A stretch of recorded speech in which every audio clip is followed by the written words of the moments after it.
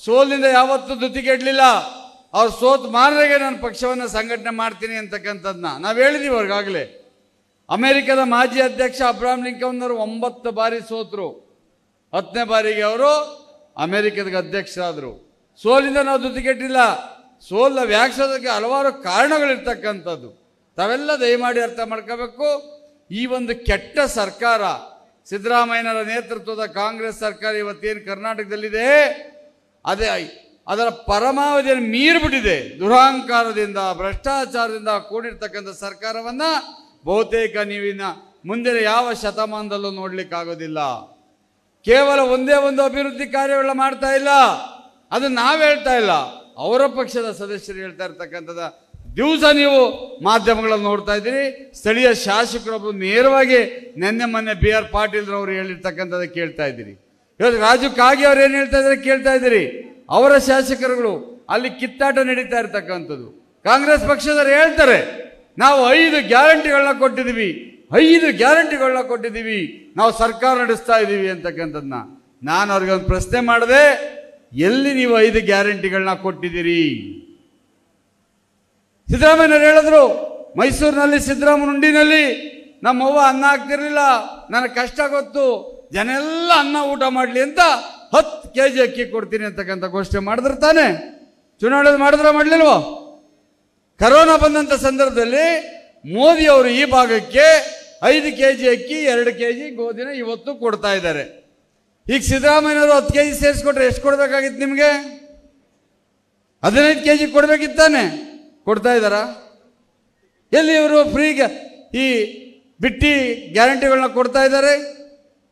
ಹೇಳಿದ್ರು, ಕಾಕಾ ಸಾಹೇಬ್ರೆ ನಿಮಗೂ 100 ಯೂನಿಟ್ ಕರೆಂಟು, ನಿಮ್ಮ ಮಾದೇವಪ್ಪ ನಿನಗೂ 100 ಯೂನಿಟ್ ಕರೆಂಟು ಅಂತ ಹೇಳಿದ್ರು. ಯಾರಿಗೆ 100 ಯೂನಿಟ್ ಕರೆಂಟ್ ಕೊಡ್ತಾ ಇದ್ದಾರೆ ಅವ್ರು ತೋರಿಸ್ತೀವಿ. ಇವತ್ತು ಹಳ್ಳಿಗಳಲ್ಲಿ ಯಾರೂ ಸಹ 100 ಯೂನಿಟ್ ಕರೆಂಟ್ನ ಉಪಯೋಗಿಸೋದಿಲ್ಲ. ಅವ್ರು 20-30 ಯೂನಿಟ್ ಉಪಯೋಗಿಸೋದು ಹೆಚ್ಚು. ಇವತ್ತು ಸಹ ತಾವೆಲ್ಲ ಕರೆಂಟ್ ಚಾರ್ಜ್ ಕಟ್ತಾ ಇದ್ದೀರಿ. 2023ರಲ್ಲಿ 1 ಯೂನಿಟ್ಗೆ 2025 ರೂಪಾಯಿ ಇದ್ದಂಥ 1 ಯೂನಿಟ್ಗೆ 2000 ಕರೆಂಟನ್ನ ಇವತ್ತು 7 ರೂಪಾಯಿ 25 ಪೈಸಾ ಮಾಡಿ ನಾನು ಫ್ರೀ ಕೊಟ್ಟೆ ಅಂತಕ್ಕಂಥ ಎದೆ ತಟ್ಟಿ ಹೇಳ್ತಾ ಇದ್ದಾರೆ. ಇದನ್ನು ನಂಬ್ತೀರಾ ನೀವು? ಇವತ್ತು ಹೇಳ್ತಾರೆ ಮಹಿಳೆಯರಿಗೆ ನಾವು ಫ್ರೀ ಉಚಿತವಾಗಿ ಬಸ್ ಬಿಟ್ಟಿದ್ದೀವಿ ಅಂತಕ್ಕಂಥದ್ದನ್ನ. ಅವತ್ತು 2023ರಲ್ಲಿ ಬೀದರಿಂದ ಗುಲ್ಬರ್ಗಕ್ಕೆ ಎಷ್ಟಿತ್ತು ಬಸ್ ಚಾರ್ಜು? ಇವತ್ತೆಷ್ಟಾಗಿದೆ? ಅದು ಗಂಡಂತ ಕಿತ್ತಿ ಹೆಂಡತಿ ಫ್ರೀ ಕೊಡ್ತಕ್ಕಂಥದ್ದು. ಒಂದಿಗೆ ಡಬಲ್ ಮಾಡಿದ್ದಾರೆ. ಇದನ್ನು ಬರೀ ಸುಳ್ಳನ್ನು ಹೇಳ್ತಾ ಇರ್ತಾರೆ. ಪ್ರಾಮಾಣಿಕ ಅಧಿಕಾರಿಗಳು ರಾಜೀನಾಮೆ ಕೊಟ್ಟು ಮನೆಗೆ ಹೋಗ್ತಾ ಇದ್ದಾರೆ. ಭ್ರಷ್ಟಾಚಾರಿಗಳನ್ನ ಮಡಿಕೊಂಡು ಭ್ರಷ್ಟಾಚಾರ ತಾಂಡವಾಡ್ತಾ ಇದೆ. ತಾವು ನೋಡಿದ್ರಿ ಮೊನ್ನೆ ಪೇಪರಲ್ಲಿ ವಾಲ್ಮೀಕಿ ನಿಗಮ ಎಲ್ಲಾದ್ರೂ ಉಂಟೇಂದ್ರಿ. ಸರ್ಕಾರ ದುಡ್ಡನ್ನ ಬಾರ್ಗಳಲ್ಲಿ ಹೋಗಿ ಡ್ರಾ ಮಾಡ್ಕೊಂಡವ್ರು ಇರು ಅಂದ್ರೆ ಇವ್ರು ಯಾವ ಮಟ್ಟಕ್ಕೆ ಸರ್ಕಾರವನ್ನು ನಡೆಸ್ತಾ ಇದ್ದಾರೆ ಅಂತಕ್ಕಂಥದ್ದು. ಹೈಕೋರ್ಟ್ ಏನಾಕಿದೆ, ನಿಮ್ಮ ಕೈ ತನಿಖೆ ಮಾಡ್ಲಿಕ್ಕೆ ಆಗೋದಿಲ್ಲ, ಇದು CBI ಕೊಡಿ ಅಂತಕ್ಕಂಥದ್ದು ಹೇಳಿ ಇವತ್ತು ತನಿಖೆ ನಡೀತಾ ಇದೆ. ಯಾರ್ಯಾರು ಎಷ್ಟೆಷ್ಟು ಜೈಲಿಗೆ ಹೋಗ್ತಾರೋ ಬಹುತೇಕ ನಮ್ಮ ಪ್ರಕಾರ ಸರಿಯಾಗಿ ತನಿಖೆ ಮಾಡಿದ್ರೆ ಈ ಸರ್ಕಾರದಲ್ಲಿ 50% ಮಂತ್ರಿಗಳು ಮೊದಲು ಜೈಲಿಗೆ ಹೋಗ್ತಾರೆ, ಇನ್ನೊಂದು 25% ನೆಕ್ಸ್ಟ್ ಜೈಲಿಗೆ ಹೋಗ್ತಕ್ಕಂಥ ಕೆಲಸ ಇದೆ. ಲೂಟಿನೇ ಕಾಯಕ ಅವ್ರಿಗೆ, ಬೇರೆ ಕೆಲಸಗಾರರು ಏನು ಮಾಡ್ತಾ ಇಲ್ಲ. ನಾವಿವತ್ತು ದೇವೇಗೌಡರನ್ನ ನೆನೆಸ್ಕೋತಾರೆ ಈ ಭಾಗದ ಜನ. ಯಾಕೆ? ಅವ್ರು ಕೊಟ್ಟಂತ ನೀರಾವರಿ ಯೋಜನೆಗಳು, ಅವ್ರು ಕೊಟ್ಟಂತ ರೈತ ಪರ ಸರ್ಕಾರಗಳು. ಆದರೆ ದೇವೇಗೌಡರು ಎಷ್ಟು ದಿವಸ ಎಷ್ಟು ವರ್ಷ ಅಧಿಕಾರ ಮಾಡಿದ್ರು? 16 ತಿಂಗಳು ಪ್ರಧಾನಮಂತ್ರಿಗಳಾಗಿದ್ರು, ಮುಖ್ಯಮಂತ್ರಿ ಆಗಿದ್ರು, 14 ತಿಂಗಳು ಪ್ರಧಾನಮಂತ್ರಿ ಆಗಿದ್ರು. ಅಷ್ಟರಲ್ಲಿ ಇವತ್ತು ಇಡೀ ದೇಶ ಮೆಚ್ಚಕ್ಕಂಥ ಕೆಲಸವನ್ನು ಮಾಡಿರ್ತಕ್ಕಂಥವ್ರು. ಕುಮಾರಸ್ವಾಮಿ ಅವರೇನು ಸ್ವತಂತ್ರವಾಗಿ ಮುಖ್ಯಮಂತ್ರಿ ಆಗಿದ್ರ, ಒಂದ್ಸರಿ 20 ತಿಂಗಳು, ಒಂದ್ಸರಿ 14 ತಿಂಗಳು.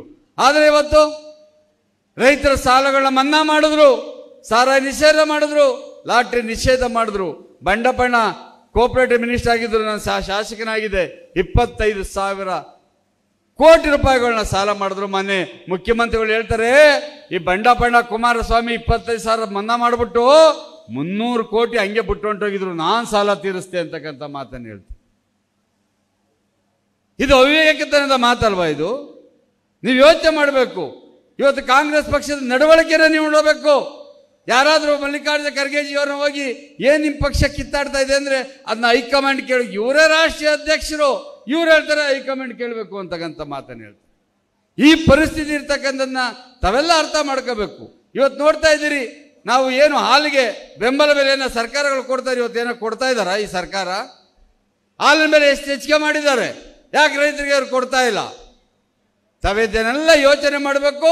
ಇವತ್ತು ನಮ್ಮ ಪಕ್ಷಕ್ಕೆ ಭದ್ರ ಬುನಾದಿಯನ್ನು ಹಾಕಿ ಈ ಭಾಗದಲ್ಲಿ ನಾವು ಹಳೆ ಕರ್ನಾಟಕ ಏನಿದೆ, ನಮ್ಮ ಹಳೆ ಮೈಸೂರು ಭಾಗದಲ್ಲಿ ಕಡಿಮೆ ಅಂದರು 50 to 55 ಸೀಟ್ನ ನಾವು ಕೊಡ್ತಕ್ಕಂಥ ಕೆಲಸವನ್ನು 2028ಕ್ಕೆ ಮಾಡ್ತೀವಿ.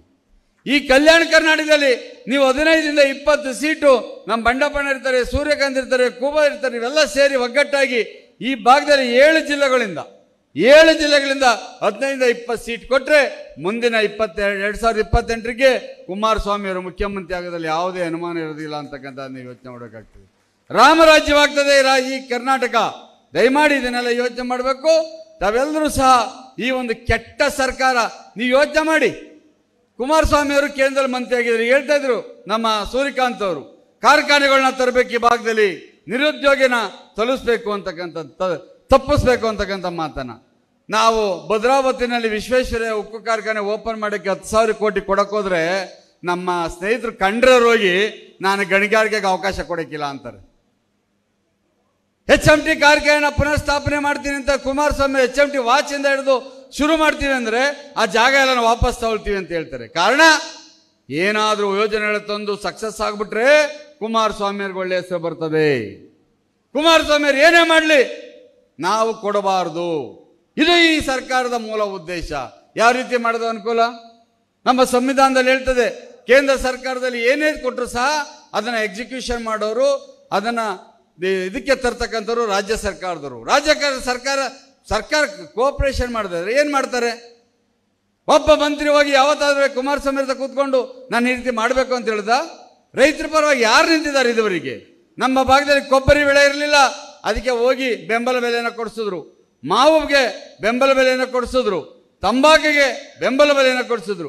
ನಮ್ಮ ಕರ್ನಾಟಕ ಪರವಾಗಿ ಯಾರು ಯಾವುದಕ್ಕೆ ಹೋಗಲಿ, ಕುಮಾರಸ್ವಾಮಿಯವರು ದೇವೇಗೌಡರು ಹೋಗಿ ಇವತ್ತು ಸಹ ದೇವೇಗೌಡರು ಅಲ್ಲಿ ಪಾರ್ಲಿಮೆಂಟ್ನಲ್ಲಿ ಧ್ವನಿಯನ್ನು ಎತ್ತಿ ಕರ್ನಾಟಕದ ಪರವಾಗಿ, ನೀರಾವರಿಯ ಪರವಾಗಿ ಕೆಲಸ ಕಾರ್ಯಗಳನ್ನ ಮಾಡ್ತಾ ಇರ್ತಕ್ಕಂಥ ನೀವು ನೋಡ್ತಾ ಇದ್ದೀರಿ. 2028ಕ್ಕೆ ನಮ್ಮ ಅಭ್ಯರ್ಥಿ ಈ ಭಾಗದಲ್ಲಿ ಏನು ಸೂರ್ಯಕಾಂತ್ ಅವರು ಇದ್ದಾರೆ ಅವ್ರನ್ನ ಶಾಸಕರನ್ನಾಗಿ ಮಾಡಿಸಿ ನಾವು ನಮ್ಮ ಬಂಡಪ್ಪನವರ ನೇತೃತ್ವದಲ್ಲಿ ಈ ಜಿಲ್ಲೆಗೆ ಬೇಕಾಗಿರ್ತಕ್ಕಂಥ ಎಲ್ಲ ಕಾರ್ಯಗಳನ್ನ ಮಾಡಿಕೊಡ್ತಕ್ಕಂಥ ಕೆಲಸವನ್ನು ನಾವೆಲ್ಲರೂ ಮಾಡ್ತೇವೆ ಅಂತಕ್ಕಂಥ ಈ ಸಂದರ್ಭದಲ್ಲಿ ತಮಗೆಲ್ಲ ಹೇಳ್ತಾ, ತಾವೆಲ್ಲ ಅತಿ ಹೆಚ್ಚು ಸಂಖ್ಯೆಯಲ್ಲಿ ಬಂದಿದ್ದೀರಿ. ತಮಗೆಲ್ಲ ನಮ್ಮ ಪಕ್ಷದ ಪರವಾಗಿ ಧನ್ಯವಾದ ಹೇಳ್ತಾ ಮಾತು ಮುಗಿಸ್ತೇನೆ. ಜೈ ಹಿಂದ್, ಜೈ JDS. ನಾನು 86 kg ಇದ್ದವಳು 71 kg ಬಂದಿದ್ದೀನಿ. ವಯಸ್ಸಾದ್ಮೇಲೆ ಸ್ಮಾರ್ಟ್ ಆಗಿ ಕಾಣ್ತೀರಾ ಅಂದ್ರೆ ಜಿನ್ನಿ. 126 kg ವೇಟ್ ಇದ್ದು ನಾವು ಈಗ 114 kg ಲೆಕ್ಕ ಬಂದಿದ್ದೀವಿ. ಯಾವುದೇ ಸೈಡ್ ಎಫೆಕ್ಟ್ ಆಗಿಲ್ಲ. 84ರಿಂದ 50 kg ಬಂದೆ, ಆಮೇಲೆ ಸಣ್ಣಗೆ ಫಿಟ್ ಆಗಿದ್ದೀನಿ. ಅದಕ್ಕೆ ನಾನು ಯೂಸ್ ಮಾಡ್ತಾ ಇರೋದು ಜೀನಿ ಸ್ಲಿಮ್. 84ರಿಂದ 50 kg ಬಂದೆ, ಆಮೇಲೆ ಸಣ್ಣಗೆ ಫಿಟ್ ಆಗಿದ್ದೀನಿ. ಅದಕ್ಕೆ ನಾನು ಯೂಸ್ ಮಾಡ್ತಾ ಇರೋದು ಜೀನಿ ಸ್ಲಿಮ್. ಸಣ್ಣ ಆಗಕ್ಕೆ ಜೀನಿ ಸ್ಲಿಮ್ ಯೂಸ್ ಮಾಡದೆ ಹೆಲ್ದಿನೂ ಅದೇ. ನೀವು ಸಣ್ಣ ಆಗಬೇಕಾ, ಹೆಲ್ದಿ ಆಗಬೇಕಾ? ಹಾಗಿದ್ರೆ ಜೀನಿ ಸ್ಲಿಮ್ ಯೂಸ್ ಮಾಡಿ. ಸಣ್ಣ ಆಗೋದಕ್ಕೆ ಯಾವುದೋ ಪ್ರಾಡಕ್ಟ್ ಹೇಳ್ತಾ ಇದ್ದಾಳೆ, ಏನಾದರೂ ಸೈಡ್ ಎಫೆಕ್ಟ್ಸ್ ಇದೆ ಅಂತ ಯೋಚನೆ ಮಾಡ್ತಾ ಇದ್ದೀರಾ? ಖಂಡಿತ ಇಲ್ಲ, ಯಾಕಂದರೆ ಇದು ಕೆಮಿಕಲ್ ಫ್ರೀ. ಸಣ್ಣ ಆಗಬೇಕು ಅಂದರೆ ಜೀನಿ ಸ್ಲಿಮ್ ಯೂಸ್ ಮಾಡಿ. ಹೆಚ್ಚಿನ ಮಾಹಿತಿಗೆ ಕೆಳಗೆ ಡಿಸ್ಪ್ಲೇ ಆಗ್ತಿರೋ ನಂಬರ್ಗೆ ಕಾಲ್ ಮಾಡಿ.